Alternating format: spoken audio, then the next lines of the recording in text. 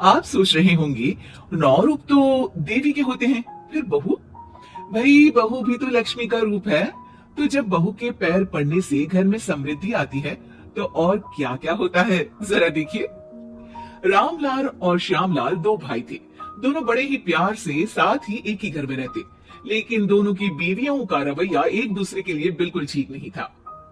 एक दिन रामलाल की बीवी कहती है, अरे रमा, ये क्या कर दिया? सारा कचरा पूरे घर में फैला दिया। माफ करना दीदी, मैंने रखा तो एक ही जगह था, लेकिन हवा इतनी तेज चली कि उड़ गया। अभी उठा देती हूँ। हाँ हाँ, जल्दी करो। और एक बात, अब भाई साहब से बोल देना कि 2 रसोई कर ले। पता तो है मेरा बेटा सोहन बड़ा हो गया है, अब लड़की वाले भी आने लगे हैं, तो उसकी शादी हो ही जाएगी इस साल।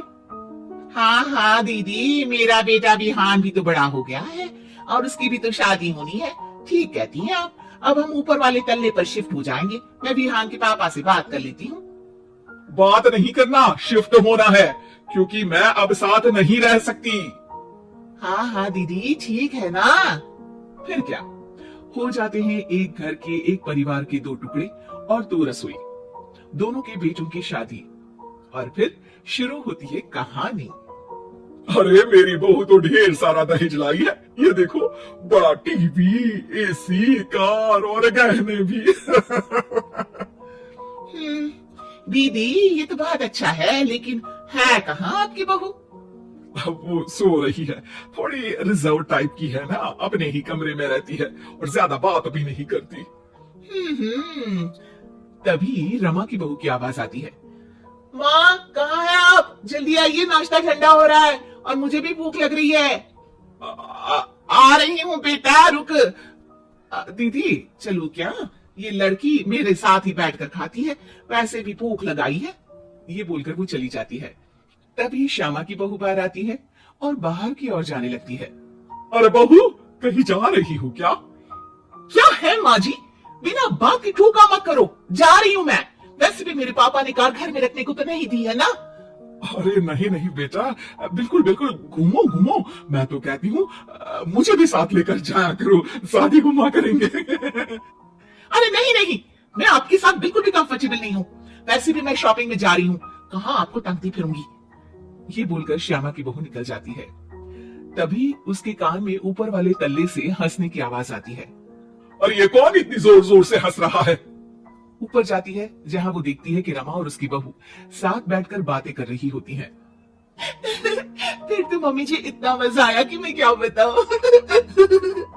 हाँ हाँ बहू, सुनने में ही हंसी नहीं रुक रही। तू तो वहां मौजूद थी। तभी दोनों की नजर श्यामा पर पड़ती है। अरे ताई जी आइए ना, आइए। वो उनके पैर छूती है और फिर चाय बनाकर लाती है। श्यामा अकड़कर कहती है, अरे नहीं नहीं, मैं चाय वाय नहीं पीती, बस हंसने की आवाज आ रही थी तो सोचा बता दूं कि टीवी की आवाज धीमी कर लो। अरे टीवी वो देखो दीदी, धूल खा रहा है, वक्त ही नहीं मिलता देखने का। बहू के साथ वक्त कैसे बीत जाता है, इसकी बातें और किस्से कहानी किसी सीरियल से कम नहीं होते। श्यामा को खुशहाल रमा को देखकर जलन होती है। हाँ हाँ, मैं तो तंग आ जाती हूँ इतनी सारी बातें करके, मुझे तो सुकून पसंद है। ये कहकर श्यामा चली जाती है। अगले दिन रमा अपनी बहू के साथ घर से जा रही होती है कि तभी दरवाजे में श्यामा उन्हें टूकती है। अरे कहाँ जा रही हो दोनों? अरे देखिए ना दीदी, इसे शॉपिंग करने जाना था। मैंने कहा अकेली चली जा, तो कहने लगी मम्मी जी आप घर में अकेले बोर हो जाओगे ना, आप भी चलो हमारे साथ। अरे अब इस उम्र में तू कहाँ घूमेगी? अब देखते हैं दीदी, जहाँ ये लड़की घुमा दे। मेरी बहू भी कल गई थी कार चलाकर। हाँ।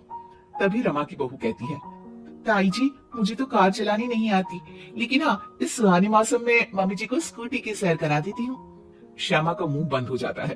वो अपने कमरे में चली जाती है, जहाँ उसकी बहू बैठकर अकेली टीवी देख रही होती है। बहू, तू भी कुछ बातें किया करना, मैं अकेले अकेले बोर हो जाती हूँ। तो क्या मैं यहाँ आपको एंटरटेन करने आई हूँ? देखिए मम्मी जी, मैं तो सिर्फ ये कहना चाहती हूँ कि ये टीवी मेरे पापा ने दी थी, तो ये टीवी कल तक मेरे कमरे में लग जानी चाहिए, समझिए आप। ये बोलकर वो वहां से चली जाती है। श्यामा सोच लेती है कि वो अब ये सारी बातें अपने बेटे को बताएगी। शाम को उसका बेटा जब घर आता है। अरे देख बेटा, तेरी बीवी सारा दिन अपने कमरे में रहती है, न बात करती है न चित। मैं बूढ़ी सारा दिन भूत की तरह अकेली घूमती रहती हूँ घर में। अरे माँ, मैं क्या बोलूं? मैंने कई बार उसे बोला कि सबके साथ उठा बैठा करो, हंसा बोला करो और मिलकर रहो, लेकिन वो कहती है कि उसका मन ही नहीं करता। अरे क्यों क्यों मन नहीं करता है? ऐसा क्या हो गया? माँ, तुझे याद है उसके पिता ने कार देने से मना कर दिया था, कहा था कि उनके पास पैसे नहीं है, साथ ही तेरे सामने हाथ भी जोड़ा था, लेकिन कैसे तूने उसके पिता के साथ बुरा व्यवहार किया था। उन्हें कहा था कि पैसे नहीं है तो किसी भिखारी से शादी कर दो अपनी बेटी की। हाँ हाँ बेटा, तभी तो आज दरवाजे पर इतनी लंबी कार खड़ी है। बस माँ, तो अब तू उस कार से ही बात कर और उससे मन लगा, क्योंकि पिता की आंखों का आंसू आपकी बहू के दिल तक उतर चुका है और आपकी इज्जत उसकी नजर में। अब श्यामा को समझ आता है कि कुछ निर्जीव चीजों से घर भरने से अच्छा है कि सजीव चीजों से जिंदगी भरी जाए।